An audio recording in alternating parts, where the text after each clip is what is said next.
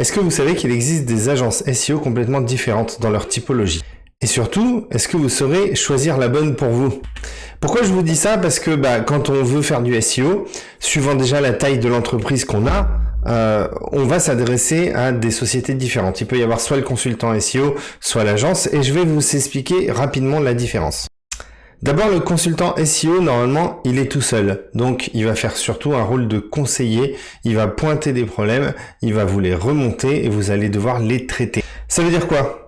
Ça veut dire que derrière, vous avez intérêt d'avoir une agence pour gérer votre site et pour pouvoir mettre en prod tout ce qu'il va vous dire.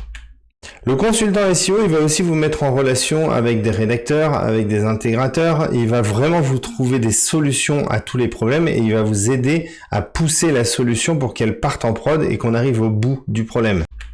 L'agence, elle va faire quelque chose de très différent.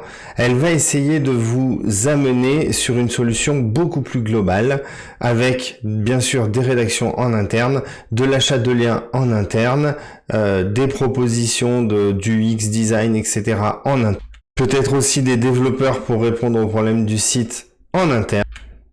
Et potentiellement, si elle est assez grosse, elle va aussi vous donner accès à des outils et vous les louer pour pouvoir suivre vos positions sur vos mots-clés. Et souvent, ce sont des outils internes. Donc évidemment, ces agences-là, elles vont se positionner plutôt sur du haut de gamme ou des marchés beaucoup plus gros. On va dire à partir de 1500-2000 euros par mois en prix d'entrée. Là où le consultant SEO, à partir de... Pour les petites boîtes, 300-400 euros par mois, vous allez trouver quelque chose de pas mal. Après, ça peut monter jusqu'à 2000-2500, on va dire, pour des gros accompagnements. Et puis, vous avez l'entre-deux. C'est un petit peu le cas de ma société et de ma typologie. C'est-à-dire qu'on fait de la prestation SEO entre l'agence et l'indépendant. Parce que j'ai une équipe qui me permet de faire de la prod. Donc du coup, en fait, quand je fais des SEO, je fais en sorte de mettre en prod moi-même tout ce que je vais recommander. Et quand je peux pas le mettre en prod, parce que c'est vraiment un problème technique grave, dans ce cas-là, il faut aller chercher une boîte de dev en externe. Donc moi, j'ai choisi d'avoir une équipe qui est spécialisée sur PrestaShop à couper. Donc moi, j'ai choisi d'avoir une équipe spécialisée sur WordPress. Donc, j'ai des intégrateurs développeurs, designers, ainsi que des rédactrices qui savent elles-mêmes intégrer, ce qui permet de pouvoir gérer les blogs à la place des clients. J'ai essayé d'avoir un process qui est hyper cadré, où vraiment faut que ça bombarde, parce que j'ai des offres entre 900 et 2000 euros, je suis plutôt sur ce créneau-là, et essentiellement des offres tout compris. Donc c'est-à-dire qu'à 1500 euros, j'ai des clients où on va faire du design sur les pages, on va bosser les contenus, les mettre en prod, les rendre un peu jolis. On va aussi faire bien sûr tout ce qui est SEO technique avec le suivi des audits et la mise en prod des problèmes, que ce soit les redirections, les spider traps ou tous les problèmes qu'on va rencontrer.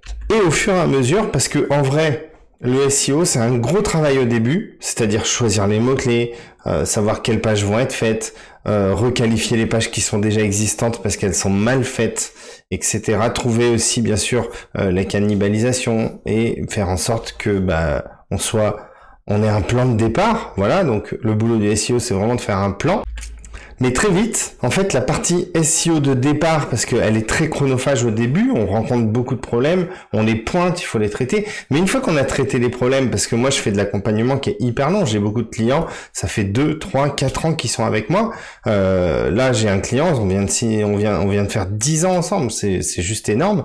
Mais il arrive un moment où, en fait, au niveau SEO, il n'y a plus grand chose à faire. C'est-à-dire que on a déjà traité toutes les pages principales, on a déjà réglé tous les problèmes techniques, on a un site qui est fluide, on a une expérience utilisateur qui est bonne, donc ça veut dire qu'on a fait aussi une repasse sur les sites pour y ajouter de la conversion, avec ça peut être des simulateurs, des outils, des pop-up, des points d'accroche, etc. Et on arrive dans ce continu, c'est-à-dire qu'est-ce qu'on fait après. Et c'est là Et c'est là qu'on reste sur le même forfait et que la prestation, elle se transforme petit à petit. Donc ça va être beaucoup d'animation de blog, de trouver les meilleurs sujets et de venir les traiter. Ça va être aussi beaucoup de reprises de pages existantes, c'est-à-dire que quand elles commencent à être trop vieilles et qu'elles perdent un peu en position, on vient les revitaliser, on vérifie que l'intention de recherche et l'odeur de la page est en corrélation. Donc là, c'est vraiment de la reprise, de la refonte. Et en fait, très vite, ça va se transformer en une agence de com portée SEO parce que le client, il va découvrir qu'il a des nouveaux services à ouvrir. Là, j'en ai eu un qui fait de l'humidité, de l'isolation, etc. Il me dit, j'ai beaucoup de demandes sur le Velux, on va ouvrir une partie pose de fenêtre de toit. Ok, pas de problème. Allez, on fait un master spin, on ouvre ça sur 250 villes parce que c'est du local et on met la sauce sur Velux, fenêtre de toit. Du coup, je sais pas c'est quoi votre expérience, si vous avez des agences ou comment vous travaillez, mais en tout cas, nous, c'est comme ça qu'on a trouvé des solutions pour que les clients restent longtemps avec nous et soient contents du résultat. C'est que très vite, en fait, la prestation SEO ne suffit plus et on se transforme vraiment en une agence de com globale où on va leur donner, je leur donne même des scénarios sur des vidéos à faire sur les réseaux sociaux. Je leur dis quel type de photos il nous faudrait sur quelle page. Des fois, on a une page qui est pas très jolie. Mon associé qui est graphiste va refaire complètement le design de la page et le développeur va venir l'intégrer. On va aussi revoir le maillage interne, vérifier que tout ce qui est en relation avec quoi, pourquoi, ce soit cohérent. Et puis bien sûr, vous allez me dire le netlinking là-dedans. Des fois, ça m'arrive carrément de dire au client, fournissez-moi toute la liste de vos fournisseurs.